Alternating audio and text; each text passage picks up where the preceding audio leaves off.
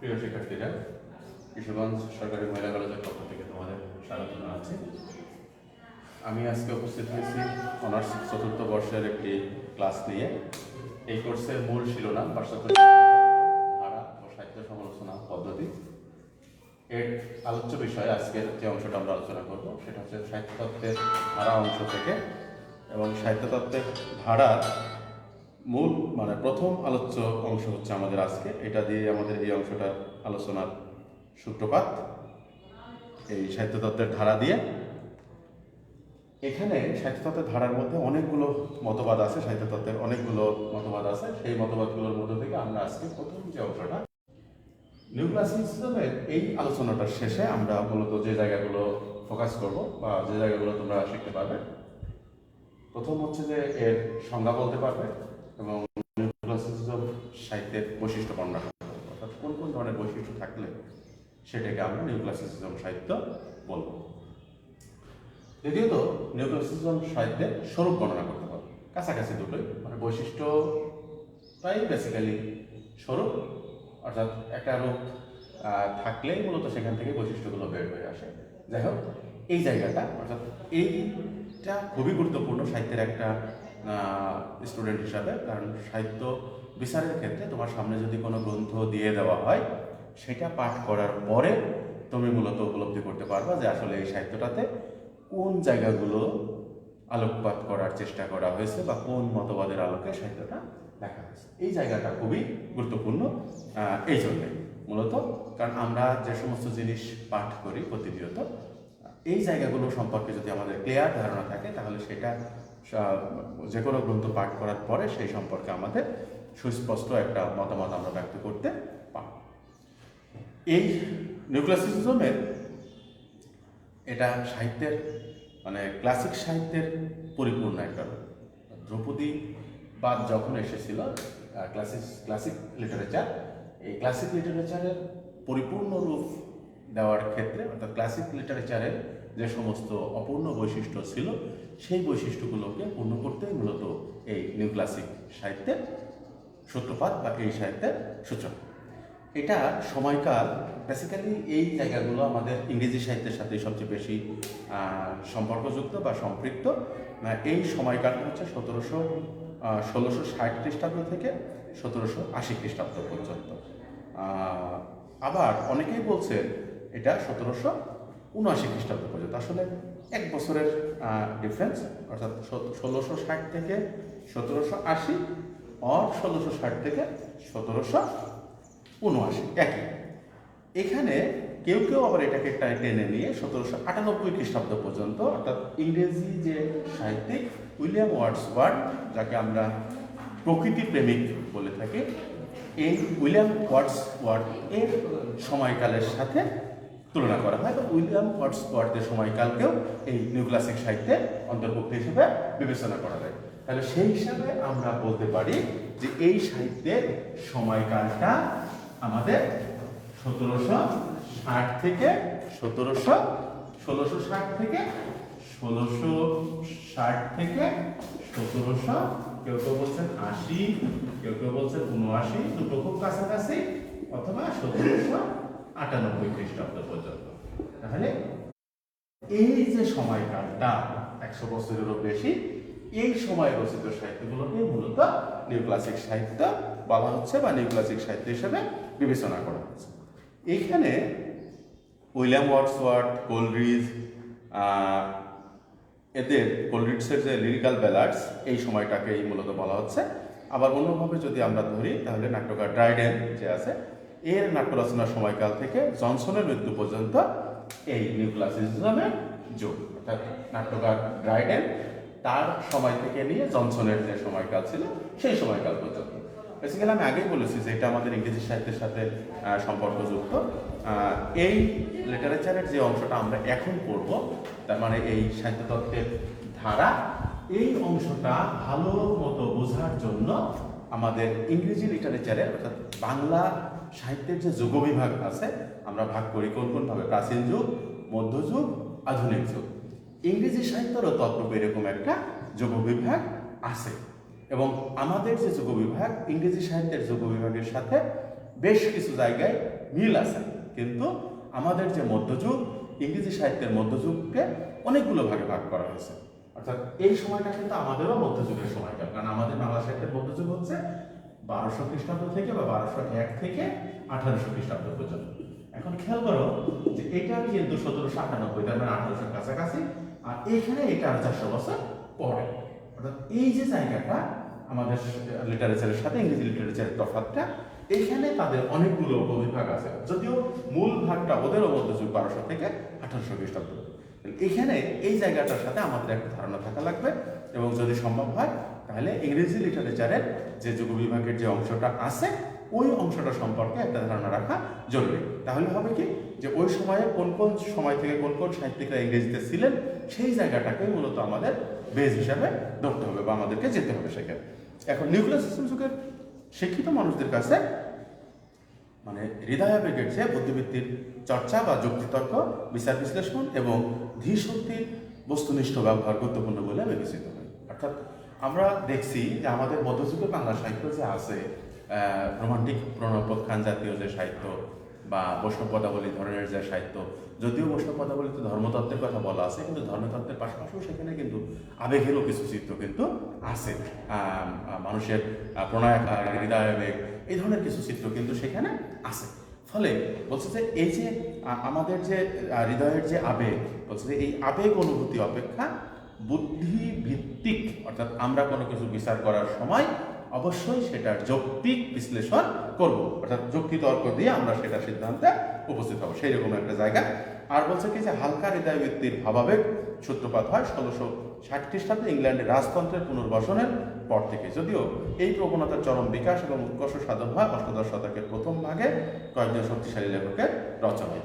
অর্থাৎ বলছেন যে এই হৃদয়াবেগের সূচনা হলো, এটার পরবর্তীতে এসে কয়েকজন লেখকের শক্তি মানে লেখার মাধ্যমে এটা পরিপূর্ণতা পায়। নিউক্লাসিজমের যে রূপটা, তাদের মধ্যে আছেন হচ্ছে Dryden, Jonathan Swift, Steele Addison, Sterne, Fielding, Johnson, Goldsmith, Gibbon প্রমুখ। তাহলে এখন খেয়াল করো যে আমাদের এখানে যে সাহিত্যিকদের কথা আমরা বললাম সবাই কিন্তু ইংরেজি সাহিত্যিক। তার মানে আমাদের এই ক্লাসিক সাহিত্য, নিউ ক্লাসিক সাহিত্য, রোমান্টিক সাহিত্য, রোমান্টিসিজম যেটা আমরা এর পরের ক্লাসে পড়বো, এইগুলো জানার জন্য বেসিক্যালি আমাদের কিন্তু এই ইংরেজি সাহিত্যের দ্বারস্থ বারবার হওয়া লাগবে। তার মানে এদের সময়কাল, এদের সাহিত্যের বৈশিষ্ট্য ছাড়া কিন্তু এই বৈশিষ্ট্যগুলো কখনোই বিবেচনায় নেওয়া যাবে না। যদিও আমরা এটা একটা বাংলায় পড়ছি, কিন্তু কখনোই এই বৈশিষ্ট্য বিবেচনায় নেওয়া যাবে না। এখন এখানে বলছে যে নিউ ক্লাসিক সাহিত্যরা আসলে ক্লাসিক সাহিত্যকেই আমরা বলছি যে পরিপূর্ণ রূপ দিতে চেয়েছিল। অর্থাৎ ক্লাসিক সাহিত্যের যে অপূর্ণ রূপ ছিল, নিউ ক্লাসিক সাহিত্যিকদের মতে তারা কি করছেন যে সেই ক্লাসিক সাহিত্যকে সূত্র ধরে তার যে অপূর্ণ রূপটা, সেই অপূর্ণ রূপটাকে তারা মূলত পূর্ণ রূপ দিয়েছেন। ফলে দেখা গেল কি যে ক্লাসিক সাহিত্য এবং নিউ ক্লাসিক সাহিত্যিকদের এই দুইয়ের যৌথ মিলনে যে নতুন রূপটা সৃষ্টি হলো, সেটাকে মূলত আমরা নিউ ক্লাসিক সাহিত্য হিসাবে বিবেচনা করছি, বা নিউ ক্লাসিক সাহিত্য হিসেবে আমরা সেটাকে বিবেচনায় নিচ্ছি। রোমান লেখক এখানে অসলু ইজিলিয়াস দ্বিতীয় খ্রিস্টাব্দে সর্বপ্রথম ক্লাসিক শব্দটি ব্যবহার করেন। এখানে বলছেন পরবর্তীতে এই শব্দটি নানা তাৎপর্য মণ্ডিত হয়ে বিস্তার লাভ করে। এই সময়ে এসে ক্লাসিক শব্দটি সাহিত্যের মূল্যায়নে ব্যবহৃত হয়, এবং যে সাহিত্য জীবনবোধ, সংজ্ঞাটা একটু খেয়াল করবা, যে সাহিত্যের জীবনবোধ, ঐতিহ্য, সংবেদনশীলতা, ধরন, রচনারীতি ইত্যাদি দিক থেকে কালের পরীক্ষায় উত্তীর্ণ এবং অর্থাৎ যার চিরায়ত কি বলা যায় যে চাহিদা রয়েছে, অর্থাৎ যেটা কখনোই আমাদের কাছে পুরাতন বলে গণ্য হবে না, এই ধরনের সাহিত্যকে মূলত আমরা নিউ ক্লাসিক সাহিত্য হিসাবে অভিহিত করছি। যেমন দেখো আমাদের কালিদাসের মেঘদূত আছে। মেঘদূত কিন্তু মধ্যযুগের রচনা, কিন্তু আধুনিক যুগে এসেও কিন্তু সেটা অনেক বেশি প্রাসঙ্গিক, অনেক বেশি আকর্ষণীয়। আমরা ফোর্থ ইয়ারে তোমরা অনুবাদ সাহিত্য পড়ো, অনুবাদের সাহিত্যটা পড়ো, তোমরা ম্যাক্সিম গোর্কির মা পড়ো, ইলিয়াড পড়ো, ওডিসি পড়ো, ওথেলো পড়ো। খেয়াল করে দেখো যে এটাও কিন্তু এই সময়ের রচনা। আমরা যে সময়ের কথা বলছি, মেঘদূতও এই সময়ের রচনা, এই 1600 খ্রিস্টাব্দের পরে।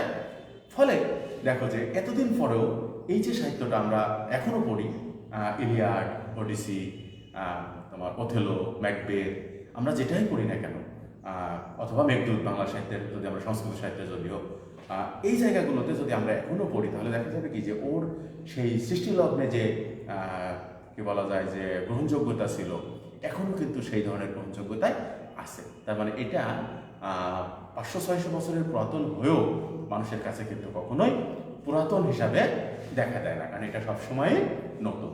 মানে এই যে ধারণাটা বা এই যে জায়গাটা, এই জায়গাটাকেই মূলত নিউ ক্লাসিক সাহিত্য হিসাবে বিবেচনা করা হচ্ছে। বলছে যে যেটা কালের পরীক্ষায় উত্তীর্ণ, তার মানে শুধুমাত্র রচনাকালের মধ্যেই সীমাবদ্ধ না, রচনাকাল অপেক্ষা আরও যুগ যুগ ধরে, অর্থাৎ পৃথিবী যতদিন থাকবে ততদিনই যদি সেগুলো কালের পরীক্ষায় উত্তীর্ণ হয় তাহলে সেগুলোকে আমরা নিউ ক্লাসিক সাহিত্য হিসাবে বিবেচনা করব। এখন যদি আমরা বাংলা সাহিত্যের দিকে আসি, আমরা যদি রবীন্দ্রনাথের লেখা দেখি, আমরা যদি নজরুলের লেখা দেখি, আমরা যদি জসীমউদ্দিনের লেখা দেখি, জীবনানন্দ দাশের লেখা দেখি, তাহলে এগুলোকেও কিন্তু আমরা নিউ ক্লাসিক সাহিত্য হিসেবে অভিহিত করতে পারি।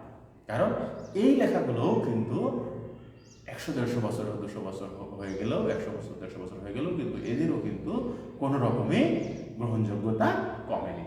বা আমরা এটা বলতে পারি যে এই লেখাগুলো বিশ্বমানের যে সমস্ত সাহিত্যিক আমাদের বাংলা সাহিত্যে আছেন প্রত্যেকের সাহিত্যই কিন্তু কালের পরীক্ষায় উত্তীর্ণ। তাহলে এই মানের লেখাগুলোকেই মূলত আমরা নিউ ক্লাসিক লিটারেচার হিসাবে গণ্য করব। এখন এখানে আমাদের আসতে হবে যে নিউ ক্লাসিক লিটারেচার কিভাবে আমরা গণ্য করব। এখানে বেসিক্যালি আমাদের পশ্চিমা বিশ্বের দিকে যদি আমরা তাকাই, পশ্চিমা বিশ্বে কিন্তু দুই ধরনের মানুষ ছিল। এক ধরনের হচ্ছে উচ্চবিত্ত আর এক ধরনের হচ্ছে মধ্যবিত্ত। আমাদের সাহিত্যের যে বিকাশ, সেই বিকাশ কিন্তু কলকাতাকে কেন্দ্র করে। এবং যদি তোমরা আমাদের প্রথম দিকের যে সাহিত্যগুলো আছে, উইলিয়াম ক্যারির রচনা বা রামমোহন রায়ের রচনা, ঈশ্বরচন্দ্র বিদ্যাসাগরের রচনা, বঙ্কিমচন্দ্র চট্টোপাধ্যায়ের রচনা, তাহলে আমরা দেখব যে সেখানেও কিন্তু স্পেসিফিক এই শ্রেণী বৈষম্য আছে। এবং এই যে শ্রেণী বৈষম্য, এই শ্রেণী বৈষম্য আমাদের বর্তমান যে বাংলাদেশ, সেই বর্তমান বাংলাদেশের প্রেক্ষাপটেও কিন্তু শ্রেণী বৈষম্য আছে। এখন যদি আমরা খেয়াল করি তাহলে আমাদের এই যে শ্রেণী, মানে যদি আমরা 19 শতকের দিকে নাও তাকাই, বর্তমান সময়ের দিকে তাকাই, তাহলে এই বর্তমান সময়ের দিকে তাকালেও কিন্তু আমাদের চোখে একটা জিনিস স্পষ্ট ভেসে উঠবে। সেটা হচ্ছে কি যে আমাদের এখন যে শ্রেণীবিন্যাস, সামাজিক শ্রেণীবিন্যাস, উচ্চবিত্ত, মধ্যবিত্ত, উচ্চ মধ্যবিত্ত বা নিম্নবিত্ত, এই শ্রেণীর চলাফেরা, রুচি বা অভ্যাস সমস্ত কিছুই কিন্তু পার্থক্য আছে। এবং এই পার্থক্যের মূল প্রেক্ষণবিন্দু কিন্তু অর্থ। এখন এই যে দুই শ্রেণী বা আমাদের সমাজের যে শ্রেণী, বলছে যে এই শ্রেণী বৈষম্য অথবা এই শ্রেণীর অর্থাৎ বিভিন্ন শ্রেণীর সাংস্কৃতিক রুচিবোধ, সংবেদনশীলতা এবং মানসিকতা, অর্থাৎ আমরা যেগুলোকে আমাদের কালচারের অংশ হিসাবে গণ্য করি, সেই জায়গাগুলোকে যদি আমরা বিবেচনা করি তাহলে কিন্তু সেখানে পার্থক্য আছে, এটা কিন্তু মেনে নিতে হবে। তার মানে এখানে অবশ্যই পার্থক্য আছে, যদিও এই পার্থক্য থাকার অন্যতম একটা কারণ হচ্ছে ইকোনমিক ফ্যাক্টর। তারপরেও আমাদের এই পার্থক্যটা আছে। এবং বলছে যে নিউ ক্লাসিক সাহিত্যে এদের প্রধান মনোযোগের বিষয় ছিল গভীর জীবন দর্শন এবং তার অনুধ্যান, অর্থাৎ এইগুলোর মূল জায়গা বা প্রেক্ষণবিন্দু খুঁজে বের করে নিয়ে আসা। কখনো আবার কোনো জীবন দর্শন নয়, বরং নিছক বুদ্ধিভিত্তিক চর্চায় শিল্পীর প্রধান পেশা হয়ে দাঁড়িয়েছে। এই জায়গাগুলোই মূলত আমাদের মূল বিবেচ্য বিষয় বা আমাদের মূল বিবেচনায় নিতে হবে।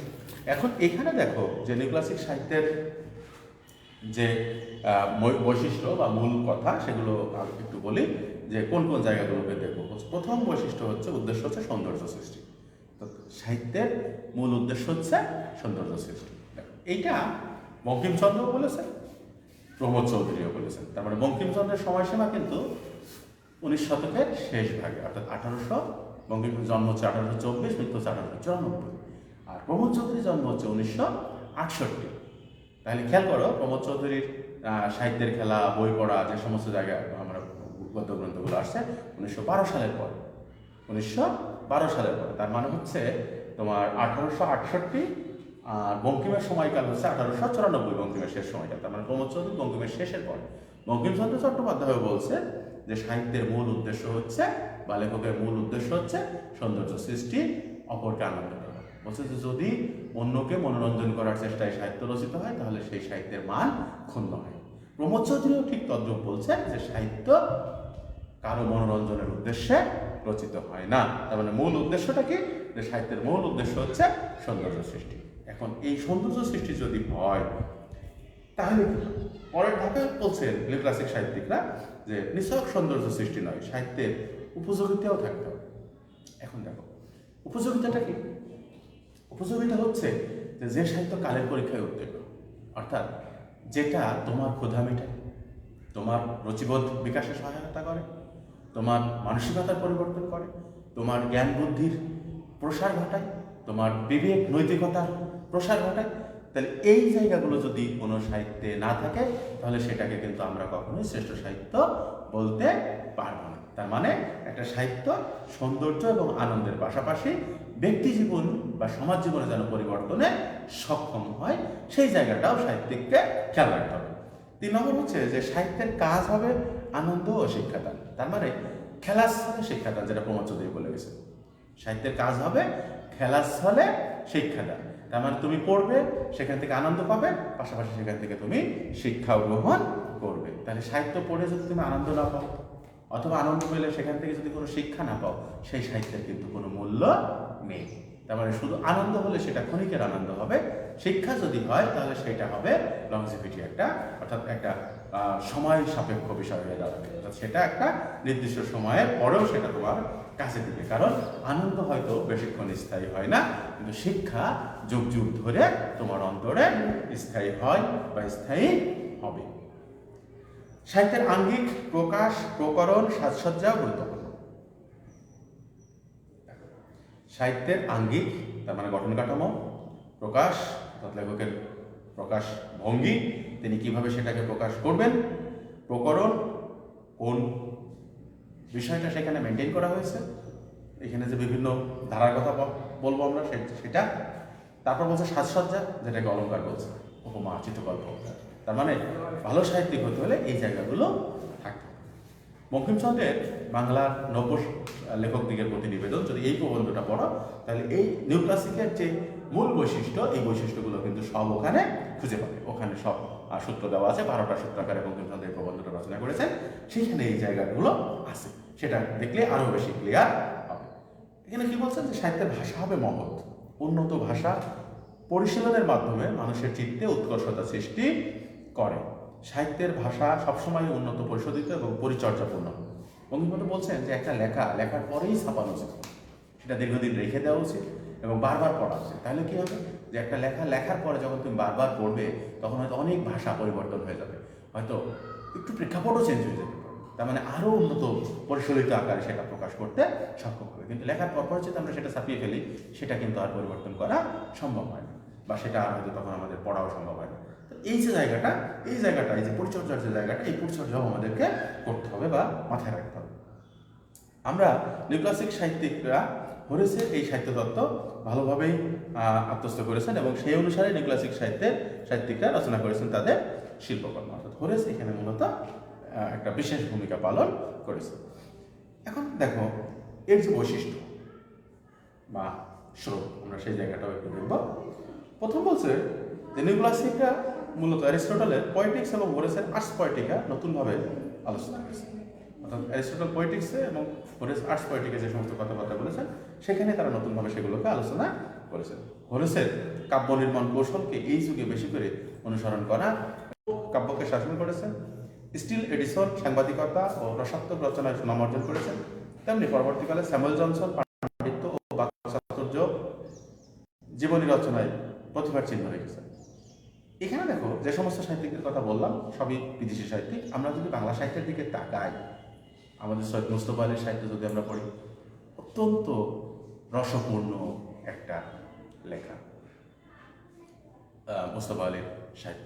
আমরা যদি আবুল মনসুর আহমেদ পড়ি, তাহলেও দেখব যে অত্যন্ত রসপূর্ণ ভাষায় বা ভঙ্গিতে অত্যন্ত মর্যাদাপূর্ণভাবে খুব ভিতরের জায়গাগুলো আমাদের সামনে খোলসা করে তুলে ধরেছেন। অর্থাৎ বিভিন্ন সমাজে বসবাসকারী বিভিন্ন মানুষের যে ভণ্ডামের চিত্র, এই সৈয়দ আবুল মনসুর আহমেদের আয়না, ফুড কনফারেন্স, এই জায়গাগুলো যদি আমরা পাঠ করি তাহলে কিন্তু আমাদের সামনে ভেসে উঠবে। এই যে জায়গাটা মূলত, এই জায়গাটাকে সেখানে তারা মূলত বিবেচনায় নেওয়ার জন্য বলছেন। আর কি বলছেন যে নবক্লাসিকবাদী সাহিত্য বিশ্বাস ও আদর্শের ক্ষেত্রে মানবজাতি সম্পর্কে নতুন একটি প্রত্যয় ও দৃষ্টিভঙ্গির জন্ম দিয়েছে। সেটা কি? যে কবিতার বিষয় হবে মানুষ ও তার কার্যাবলী। এই কারণে নিউক্লাসিক সাহিত্য আলেকজান্ডার পোপ বলেছেন, সাহিত্যিক আলেকজান্ডার পোপ বলেছেন, the proper study of the mankind in his man. তার মানে এখানে বেসিক যে জায়গাটা, আমাদের মধ্যযুগের বাংলা সাহিত্যের কথাও যদি বিবেচনা করো তাহলে দেখবা সব ধর্মনির্ভর সাহিত্য। বলছে নিউক্লাসিক সাহিত্যেরা ধর্ম থেকে বের হয়ে এসে মানবতাবাদী এবং মানুষ এবং তার কার্যাবলী, এই জায়গাগুলোকে মূলত ব্যাখ্যা বিশ্লেষণ করার জন্য অনুগত হয়েছেন বা চেষ্টা করেছেন। অর্থাৎ সাহিত্যকে ধর্মের খোলস থেকে বের করে নিয়ে আসার একটা প্রচেষ্টা চালিয়েছে। এটাই হচ্ছে অন্যতম একটা কৃতিত্ব। নবক্লাসিকবাদী সাহিত্যিকরা বিশ্বাস ও আদর্শের ক্ষেত্রে এই যে নতুন মানব জীবনের যে প্রত্যয় এবং দৃষ্টিভঙ্গির জন্ম দিয়েছেন, সেই দৃষ্টিভঙ্গিকে ব্যবহার করেই মূলত পরবর্তীকালে অনেক সাহিত্যিক কালোত্তীর্ণ সাহিত্য রচনা করেছে। এখানে সাহিত্যিকরা আরো এই ধারার সাহিত্যিকরা আরো বলছেন আরেকটা বিষয়, যে সাহিত্যের দুটো দিক, একটি আনন্দ দান করে এবং অন্যটি সমাজের মানুষের শিক্ষা দিবে এবং সেইটা সাহিত্যকে আর্ট হিসেবে গড়ে তোলে। এখানে ব্যঙ্গ রচনার কথা বলা হচ্ছে যে নব্য সাহিত্যিকরা ব্যঙ্গ রচনার দিকে অত্যন্ত গুরুত্ব দিয়েছেন। রাষ্ট্র সমাজ যখন বিপদগামী ও দুর্নীতিগ্রস্ত, তখন তারা তা নিবারণের জন্য ব্যঙ্গ রচনায় তাৎপর্যপূর্ণ করে। আমি যে দুটো রচনার কথা বললাম, ওই দুটোর পাশাপাশি যদি তোমাদের কারো পড়া থাকে অথবা কোনোদিন না পড়ে থাকো, তাহলে সামনে চেষ্টা করবো। দেখবে যে মাইকেল মধুসূদনের বুড়ো শালিকের গানেরও একে কি বলে সভ্যতা, শতবার একাদশী, দীনবন্ধু মিত্রের। তারপর এই টাইপের যে সাহিত্যগুলো আছে, আর আগে যে দুজনের নাম বললাম তারা তো কালোত্তর নেই, সৈয়দ মোস্তফা আলী এবং আবুল মনসুর আহমেদ ব্যঙ্গ রচনার ক্ষেত্রে। এই যে জায়গাটা বলছে, এই বিপদগামী ও দুর্নীতিগ্রস্ত, এই বিপদগামী দুর্নীতিগ্রস্ত সামাজিক অন্যায়, অসাম্য, এইসবের বিরুদ্ধে মূলত তারা তাদের রচনা করেছেন বা তারা তাদের সাহিত্যিক প্রতিভাকে প্রকাশ করেছেন। বলছে যে নব্যক্লাসিক সাহিত্যিকদের এটাই হচ্ছে মূলত নৈতিকতা ও নন্দন তত্ত্বের দায়বদ্ধতায় আবদ্ধ ছিল। তার মানে শিল্পকলা শিল্পসম্মতভাবে ফুটিয়ে তোলা, কিন্তু নৈতিক জায়গাটাকে সমুন্নত রেখে, নৈতিকতাকে সমুন্নত রেখে তাদের কাজ ছিল একদিকে ক্লাসিকবাদী আনন্দ সৃষ্টি ও অন্যদিকে সমাজের নৈতিক মূল্যবোধ জিগে রাখা। সমাজের নৈতিক মূল্যবোধ যেন অবক্ষয় না হয়, নৈতিক মূল্যবোধ যেন টিকে থাকে। এবং তারা উপযোগিতাবাদী, উপযোগিতাবাদ বলতে কি, যেটা আমাদের কাজে লাগবে, সেই জায়গাটার দিকেও তারা মূলত লক্ষ্য রেখেছেন। আরো বলছেন যে নারীর মর্যাদার প্রতি তারা অত্যন্ত গুরুত্ব দিয়েছেন। ক্লাসিস্ট যে সাহিত্যিক, তারা অত্যন্ত মর্যাদা দিয়েছেন নারীর মর্যাদাকে। নারীকে শুধু তারা পণ্য সামগ্রী বা ভোগের সামগ্রী হিসেবে বিবেচনা করেননি, যেটা বর্তমান সমাজে অবরোধ দেখা যাচ্ছে, যে নারীকে পণ্য বা ভোগের সামগ্রী হিসেবে বিবেচনা করে। বলছে যে তারা এটা নারীকে পণ্য সামগ্রী বা ভোগের সামগ্রী হিসেবে বিবেচনা করেননি। তারা বলছেন কি, যে নারী ব্যক্তিত্বময়, স্নেহময়, মমতাময় এবং মমতার অশেষ আধার। তার মানে তারা নারীকে অত্যন্ত মর্যাদার একটা আসনে অধিষ্ঠিত করার চেষ্টা করেছে এবং প্রকৃতির রূপের সাথে একাত্ম করে নারীকে তারা অবস্থান দিয়েছেন উচ্চাসনে। অর্থাৎ নারী এবং প্রকৃতি, এই দুই সত্তা মিলে অপরূপ এক সত্তার সৃষ্টি হয়, সেই জায়গাটাকেই তারা মূলত তুলে ধরার চেষ্টা করেছে। তাহলে এই জায়গাটাও আমাদের জন্য গুরুত্বপূর্ণ। এখন আমরা আসি যে এই জায়গাটা বা এই কাজগুলো করার জন্য নিউক্লাসিক্স সাহিত্যিকরা কি কি জায়গা অনুসরণ করতেন। এরা ছিলেন প্রবলভাবে ঐতিহ্য এবং রীতি অনুসারী, অর্থাৎ অতীতের জায়গাটাকে তারা অনুসরণ করতেন। খুব বেশি নতুনত্ব, বৈচিত্র্য, রীতি, স্বাধীনতা বা পথ অনুসরণ করতে চাইতেন। হোরেসের প্রধান বক্তব্য ছিল সাহিত্য সৃষ্টির প্রধান উদ্দেশ্য হওয়া উচিত সৌন্দর্য সৃষ্টি, তবে তার মাঝে অবশ্যই উপযোগিতা থাকতে হবে।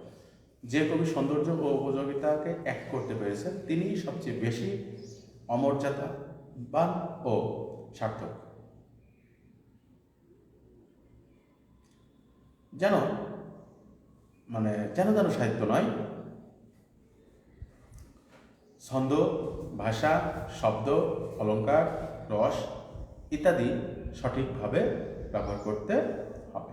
এবং এই শ্রেণীর সাহিত্যিকরা প্রিন্সিপাল অফ ডেকোরাম বা হোরেসের যে সাহিত্যতত্ত্ব, সাহিত্যের এই শাশ্বত রূপকে তারা অত্যন্ত গুরুত্ব এবং মর্যাদা দিয়ে দেখেছেন। আর বলছেন কি যে ক্লাসিক সাহিত্যের যে সকল বৈশিষ্ট্য তারা তা অনুসরণ করেছেন এবং তারা অধিক গুরুত্ব দিয়েছেন রোমান সাহিত্যিকের প্রতি, তাই হোরেসের প্রতিও তাদের অনুরাগ ছিল বেশি। এখানে এই দৃষ্টিকোণ দিয়ে এই সমস্ত সাহিত্যিকরা হয়তো রক্ষণশীল, বাস্তবে যা আছে তাই তারা ফুটিয়ে তুলতে চেয়েছেন। কিন্তু আমরা হোমারের ইলিয়ট, এক বিখ্যাত অনুবাদক আলেকজান্ডার পোপ বলেছেন, the proper study of mankind is man. অর্থাৎ এইখানে আমাদের যে অবক্ষয়, আমাদের সামাজিক, রাজনৈতিক, ব্যক্তিক যে অবক্ষয়, সেই অবক্ষয়কেই মূলত অধ্যয়নের কথা বারবার বলা হচ্ছে স্টাডি অ্যান্ড প্র্যাকটিস, এই দুটি নব্য ক্লাসিকদের হচ্ছে মূল বিষয়। অর্থাৎ এই জায়গাটা নব্য ক্লাসিকরা ফুটিয়ে তোলার চেষ্টা করেছেন। একটা জিনিস খেয়াল করতে হবে, নব্য ক্লাসিক সাহিত্যিকদের কল্যাণে আমরা প্রকৃতি ও মানুষ সম্পর্কে নতুন একটা দৃষ্টিভঙ্গি পাই। নব্য ক্লাসিকরা সাহিত্যের রক্ষণশীলতার প্রতি পক্ষপাতী ছিলেন। এদের আগ্রহ ছিল ব্যঙ্গের দিকে। সমাজ যখন বিপদগামী কিংবা দুর্নীতিগ্রস্ত, তখন তারা এটি নিবারণ এবং নিয়ন্ত্রণের জন্য ব্যঙ্গ রচনায় বেশি আগ্রহ দেখিয়েছে। সত্যিকার অর্থে তারা মানুষ বা সমাজের উন্নত নৈতিক অবস্থান এবং সাহিত্যিক শৃঙ্খলার পরিপন্থী যে কোনো অপতৎপরতার বিরুদ্ধে ছিলেন অত্যন্ত সচেতন। অর্থাৎ নৈতিকতা ও নন্দনতাত্ত্বিক দায়বদ্ধতায় তারা আবদ্ধ ছিলেন এবং এই জায়গাটাকে ব্যবহার করে তারা সাহিত্যকে আনন্দ সৃষ্টি, অন্যদিকে সমাজের নৈতিক মূল্যবোধ টিকিয়ে রাখার প্রধান হাতিয়ার হিসেবে তারা তাদের প্রচেষ্টা চালিয়েছে। আমরা এখান থেকেই আজকে শেষ করব এই নিউ ক্লাসিসিজম সাহিত্যের আলোচনাটা। নেক্সট যে ক্লাসটা আমরা পাবো, সেখানে আমরা এই নিউ ক্লাসিক সাহিত্যের পরের যে ধাপটা রোমান্টিসিজম, এই রোমান্টিসিজম নিয়ে আলোচনা করব। সেই পর্যন্ত সবাই ভালো থেকো।